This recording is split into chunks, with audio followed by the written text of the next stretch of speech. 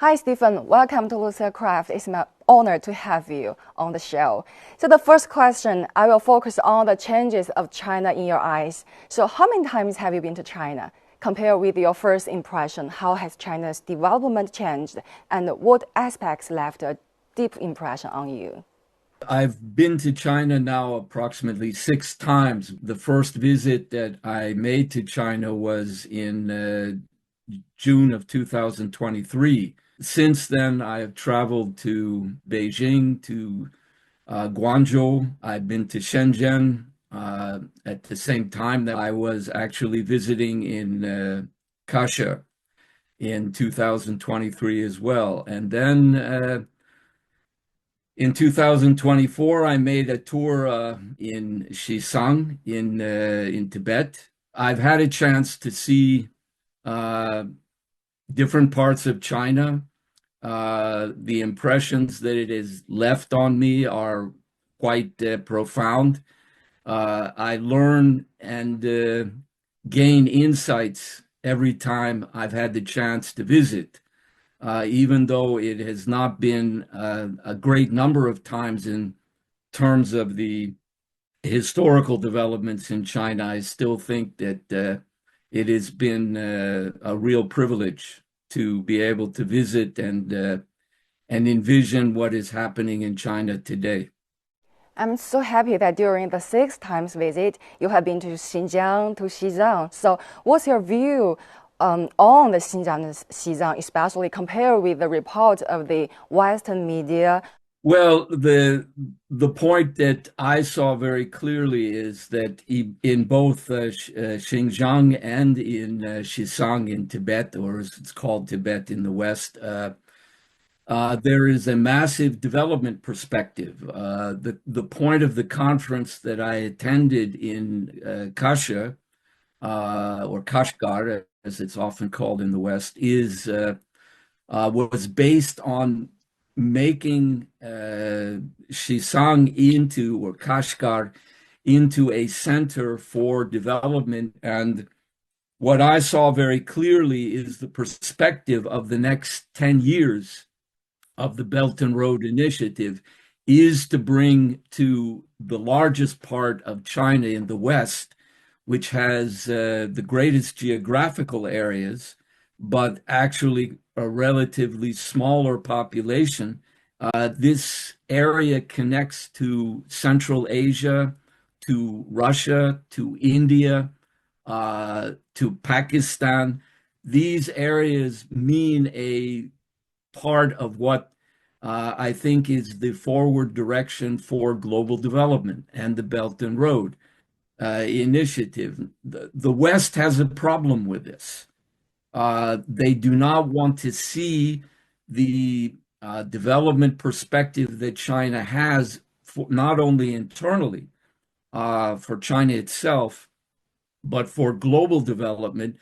And therefore, very often there are, like in the stories of what is being used against China in Xinjiang on the question of human rights, or also in Tibet, there are no factual basis for these things. So part of what we do in the Belt and Road Institute in Sweden is to present in so many different ways an accurate picture of both what we have seen by visiting China and also what we have come to know as being, in some ways, leading experts in understanding the significance of the Belt and Road as a global development perspective. As it's clearly stated in Xi Jinping's perspective on the Belt and Road Initiative, what he characterizes as a community for a shared future for mankind. And China is on the way to modernization. So from your perspective, how to understand China's modernization, especially tell the story to more and more people throughout the world to know more about China?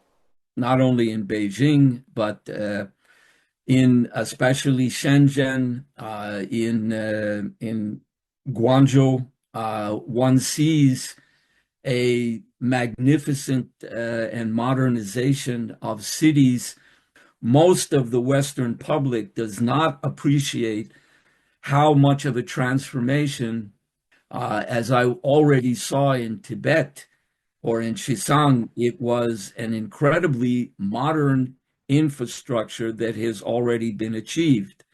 I see this personally as part of a historical process.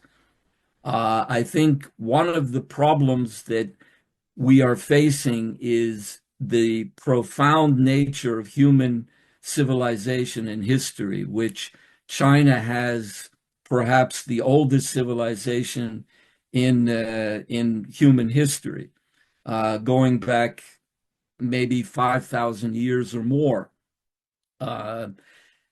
And how this evolved in terms of the interaction with developments in other parts of the world, especially in Europe.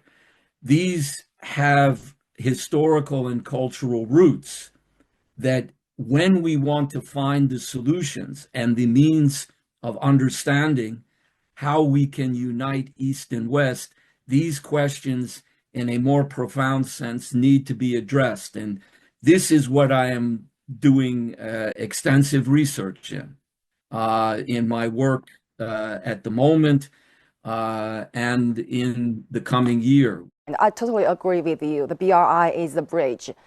China with the BRI is a positive basis for world cooperation. And you focus on the research work of high quality construction of the Belt and Road, BRI. So how do you think the BRI influenced the world? Well, it's astounding already how much the developing or what is called the Global South is embracing directly the cooperation perspective with the Belt and Road Initiative.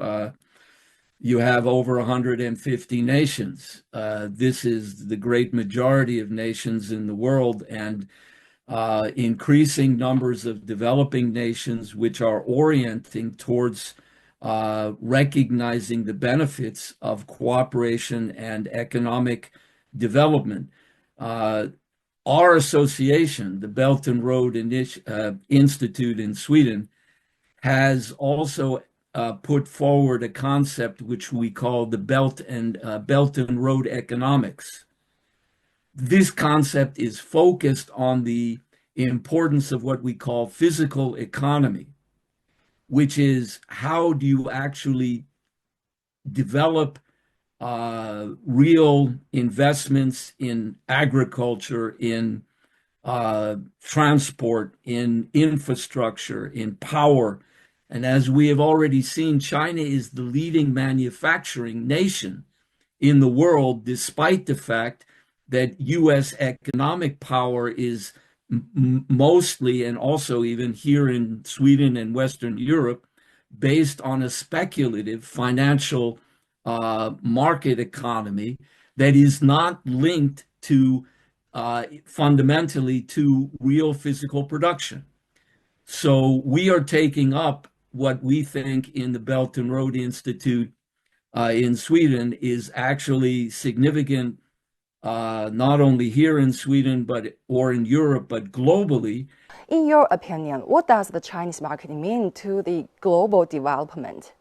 In my view, there would never have been any other nation on the planet that could have actually initiated the Belt and Road Initiative in the way that it has been, because it emerges, the Belt and Road Initiative has created a different orientation for world development perspective. And the global South and the nations of the world, including the BRICS, how do we guarantee a decent living standard for every human being on the planet? And I think the role that China has initiated is essential in this perspective. So regarding the expectations for future Sino-Swedish cooperation, in which areas do you think the two countries can further deepen cooperation? The bilateral cooperation between China and Sweden is quite strong. And this being the 75th anniversary of the diplomatic founding of the diplomatic relations, I think that this can be a celebration of these areas of cooperation in biomedicine, in areas of research that Sweden is one of the leading, together with Switzerland, European nations that is the leading innovators in technologies. And this is something that goes hand in hand together with China. I think this is very much a positive factor, not only here in Sweden, but in other European countries, that they are recognizing the need for bilateral economic cooperation. The Chinese Spring Festival is coming. Please send your best wishes. I send my absolute best wishes for both a happy Chinese New Year and the celebration of the Spring Festival the coming year. This is the year of the snake.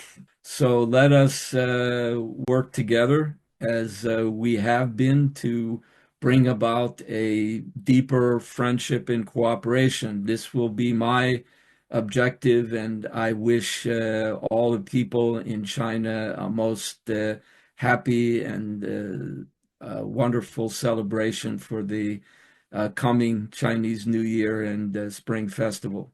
Yes, and we also send our best wishes to you. We hope that you have a superb 2025 and everything will go better and better. Okay, so thank you, Stephen. Thank you for your time. Let's be in touch.